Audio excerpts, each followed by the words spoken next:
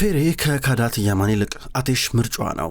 አቴሽ የያማን ታላቅ ወንድም፣ አቴሽ ቤተሰቡን በቅርብ ቀናት እንደሚመራና ድርጅቶቹን እንደሚቆጣጠር ይጠበቃል። የጉልሶይ ቤተሰብ ባለሀብት እሱ እንደሚሆን የሚጠበቅ ጉዳይ ነው። ያማን አለንን በኦካን ምክንያት አግብቷታል። በኦካን ምክንያት ተጠምዷል። እጅና እግሩ ታስሯል። ጀሚሌ የአሊያና እናት እንደ ተራበ ቀበሮ አሰፍስፋ ነበረችን አጋጣሚ ተጠብቅ የነበረው ከዚህ አረንቋ የምትወጣበትን መንገድ። በአንድ በኩል አቴሽ ፌሬን ለማግባት ትክክለኛ ፍላጎት እንዳለው፣ ዋና ዓላማው በትክክል የእነሱን ባህል በሚመጥን መንገድ ማግባት እንደሆነ ለፌሬ አባት እየጠየቀው ነበረ። ፌሬ እዚህ ጋር አቴሽ መጥቶ ይህን ጥያቄ ካቀረበ በኋላ ከአባቷ ጋርና ከአቴሽ ሆና አብራ ወደ ውጭ ልታወራውታ ነበረ። አቴሽ በትክክል ለፌሬ ያለው እቅድ እየተናገረ ነበረ። በትህትና ሁሉን ነገር ሲያስረዳ የፌሬ አባት ሙሽኪን በጣም ገርሞት በደስታ ብዛት እያለቀሰ ነበረ። በሌላ በኩል ዛሬ ማታ ቡራል በቀጥታ ወደ ጉልሶይ ቤት እንደሚመጣ ይጠበቃል። ከዛ በኋላ እዚህ ጋር በጉልፈም ጥያቄ አሊያና ዝንጥ ብላ ለብሳለች። ከዛ ኦካን እና ያማንም ቢሆኑ አያታቸው ኦማር እየጠበቁ ነበር። እስኪመጣ ድረስ ይጠብቁታል። ኦማር ድንገት መጣ። ልጆች እንንቀሳቀስ እንግዲህ ረፍዷል። በነገራችን ላይ አቴሽ አልመጣም እንዴ ብሎ ጠይቃቸው። ኦካን ከዛ አልመጣም ይለዋል። ከዛ ዞሮ አሊያናን አያት ኦማር። አሊያና ፈገግ ብላ ታያለች። አንቺ ልትጂ ነው እያለን ነበረ። አሊያና ዞሮ ጉልፈምን አየቻት። ዛሬ አዲሷ ሙሽራ ለቡራል ቤተሰብ እናስተዋውቅ ብለን እኮ ነው ብላ ተናገረች። አሁን ጊዜው ነው ጉልፈም፣ ትክክለኛ ጊዜው ሲደርስ እናስተዋውቃታለን። አሁን ግን ልጆቹ ብቻ እንዲሄዱ ፈልጋለሁ እያለ ነበር። ድንገት አቴሽ መጣና ሞባይሉን አወጣና ቻርጀር ሰካም። ቻርጀር በሶኬቱ ሰካና በቀጥታ ወደ እነሱ እየጠጋ ነበር። በጣም ይቅርታ ስላረፈርኩኝ እያለ ነበረ። ልጆች በቃ ተከተሉኝ አብረን የምንሄድ ይሆናል እያለ ነበረ። መጀመሪያ ከእናንተ ጋር ማውራት አለብኝ። አቴሽና አንተ ትመጣለህ፣ ሶስታችሁን ማውራት ፈልጋለሁ ብሎ ጠራቸው እንዲያወሩ። እዚህ ጋር አሊያና ከፍቷን ነበረ። ከዛ ጉልፈም አሊያና አትዘኝ በቃ ትንሽ ታገሺ እያለች ስትመክራን ነበረ።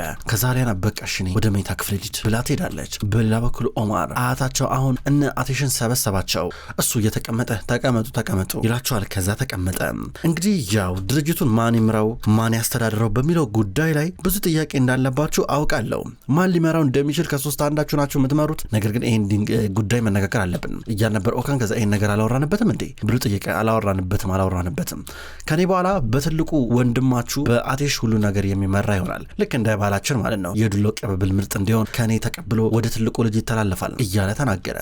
አቴሽ እዚህ ጋር እኔ እንግዲህ አያቴ ቀድሜ እንዳልኩት መሄድ ፈልጋለሁ። ከዚህ ሄዳለሁ። እዚህ ጋር የቤቱ ታላቅ ወንድም ያማን ነው። ስለዚህ ያማን ይህን ቦታ መረከብ ይችላል ሲል ነበረ። ያማን አይሆንም፣ ያማን ሊረከብ አይችልም። ነገር ግን እሄዳለሁ እዚህ ቱርክ ካልቆየ ምናምን የምትል ከሆነ ወደ አሜሪካ የምትመለስ ከሆነ ችግር የለም ድርጅቱን እመራዋለሁ። ነገር ግን እንድትሄድ አልፈልግም። ገባ?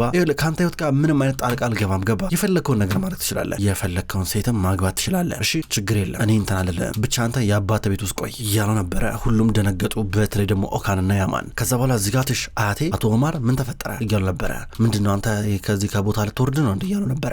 ጥሩ ገምተሃል። እኔ ጡረታ መውጣት አለብኝ ማለት ስራዬን በአግባቡ መስራት ትችላለህ አሁንም ቢሆን። ነገር ግን የእናተ ሰላም እንዲረበሽ አልፈልግም። ትክክለኛው ሚስጥሬ ነው። አንተ ከሄድክ እሷ በጣም ትከፋለች፣ ታዝናለች እና አሳምናኛለች። እናት እንድትከፋ አልፈልግም ሲለው ነበረ። አይ ለማየ ብዬ አይደለም እንግዲህ ምናልባት የፈለገውን ሴት እንዲያገባ ካረኩት ይረጋጋል ብለህ ካሰብክ እያሉ ነበረ። ትረጋጋለህ ምን ችግር አለው እያሉ ነበረ። እዚህ ጋር ያማን ምንድነው የሚያወሩት እያለ ነበር። ኦካን አላቅም እያለ ነበረ። በነገራችን ላይ የምታገባት ሴት ማን እንደሆነች አውቄያለሁ። ምንም መደባበቅ አያስፈልግም። ችግር አልፈጥርብህም ይለዋል። ኦማር አንገቱን እየደፋ እርግጠኛ ነኝ እያሉ ነበር። እርግጠኛ ነኝ ከሙሽኪን ሴት ልጅ ከፌሬ ፍቅር ይዟል አይደለ ዛሬ ቼ ነበረ ብሎ ሲናገር ያማን ደነገጠ።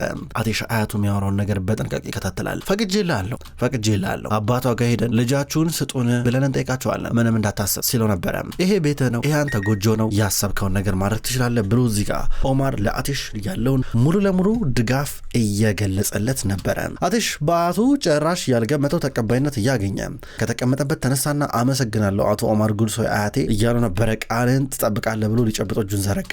ኦማር ጉልሶይ አያታቸውን ቢሆን ቃልን ሰጥቻለሁ፣ ቃልን ጠብቃለሁ፣ ብቻ አንተ የዚህን ጋብቻ ጉዳይ ከእናትህ ጋር ተማከርበት፣ እኔ ጣልቃ አልገባም ይለዋል። ከዛ ይሄዳል። ወዲያው ነበረ አቴሽ አያቱን የተከተለው። እዚህ ጋር የቀሩት ያማንና ኦካን ናቸው። ያማን ተናዷል። ኦካን ደግሞ እዚህ ጋር ወንድሜ ቆይ አንዴ ስማኝ እያሉ ነበር። ዝም በል አንተ ታውቅ ነበር መጀመሪያ ታውቅ ነበር። ለምንድን ነው ያልነገርከኝ ታዲያ ለምንድን ነው ያልነገርከኝ ሲለው ነበረ። ኧረ ደንግጬ ነበር ቅድም እኔም እያየኋቸው ነበር ደነገጥኩኝ። ምን ተብሎ ወይ ይወራል? ቆይ ሲጀመር ግራ ገብቶኝ እኮ ነው እያየሁ ነበር። ምን አስደበቀ ተመልከት እንዴት የሆነ ነገር አትለኝም እያሉ ነበረ። ወንድሜ ፈርቼ ነበር፣ የእውነት ፈርቼ ነበረ፣ ግን ይቅርታ በቃ እያሉ ነበረ።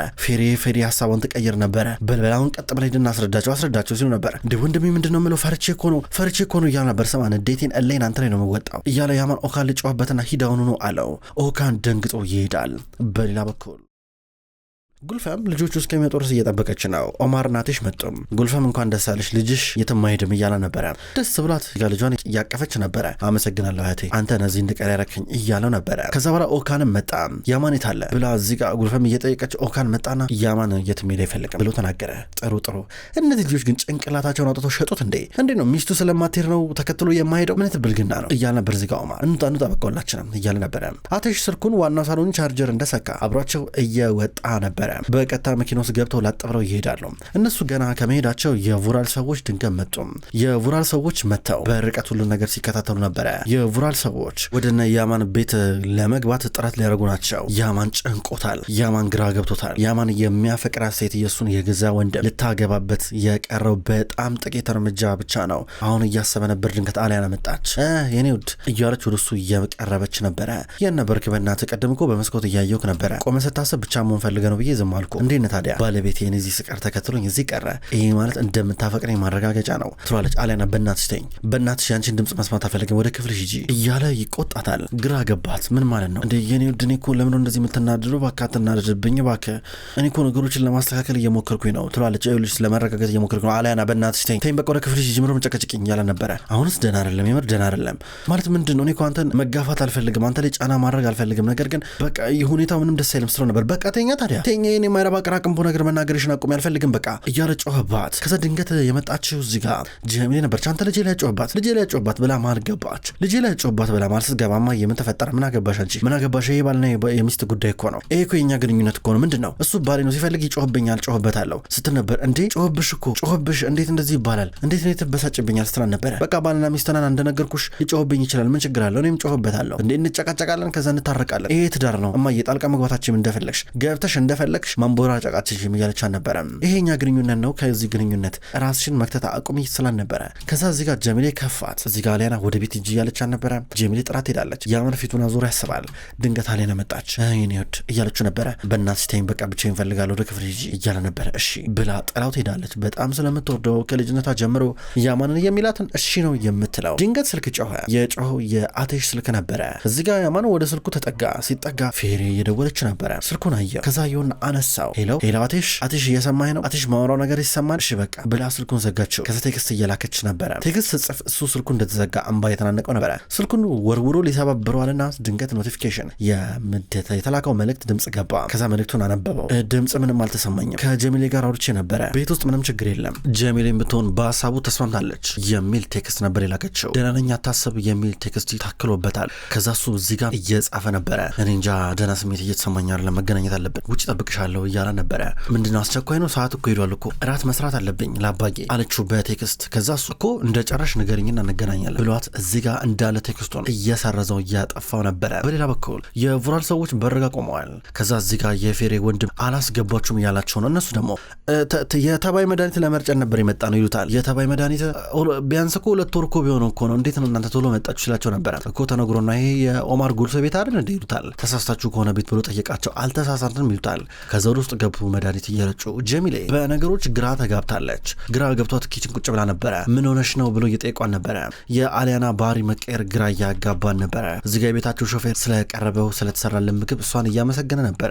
ከዛም በኋላ ጠርቶት ተያይዘው ይወጣሉ። ያማን በሌላ በኩል ወደ ውጭ ወጣ። አሊያና እስከምትመጣ ድረስ ወደ ራሱ መኪና ሊገባልና ግን አሰበና በቀጥታ ወደ አቴሽ መኪና ገባና እዛ ሆኖ ሊጠብቃን ነው።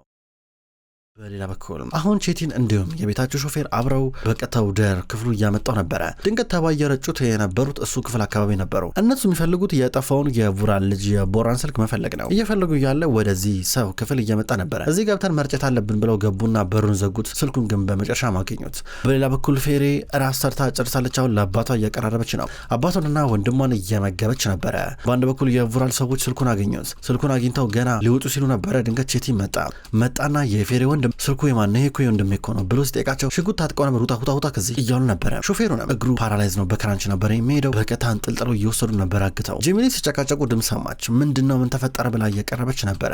ከዛም በኋላ ስትመጣ እሷ ስልክ እንዳገኙና ሾፌሩ እንደወሰዱ ነገራት። ጀሚሌ ተርበተበተች።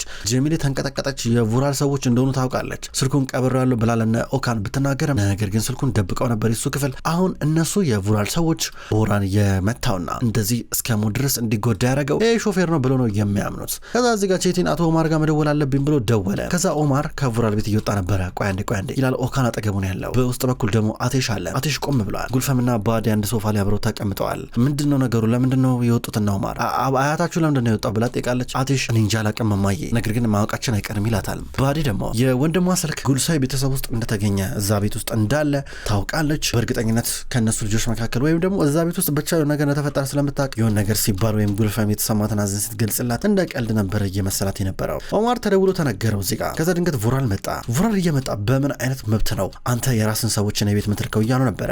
ቡራል እስካሁን ድረስ ቤት አልመጣም ነበረ። እነ ኦማር እንደውም ከጅምሩ ለምንድነው የጠፋው ብሎ ሲጨናነቁ ነበር። አሁን ደግሞ ጭራሽ ሌላ አስከፊ ሰበር ዜና እየሰሙ ናቸው። ለምንድነው የራስን ሰዎች ቤት የላከው እያሉ ነበረ። ወንድሜ ተረጋጋ፣ ወንድሜ እያልኩ ያለሁት የልጅ ስልክ ያንተ ቤት ሾፌር አልጋ ስር ተገኝቷል፣ እንዲህ ሊገኝ ቻለ እያሉ ነበር። ኦማር ደነገጠ።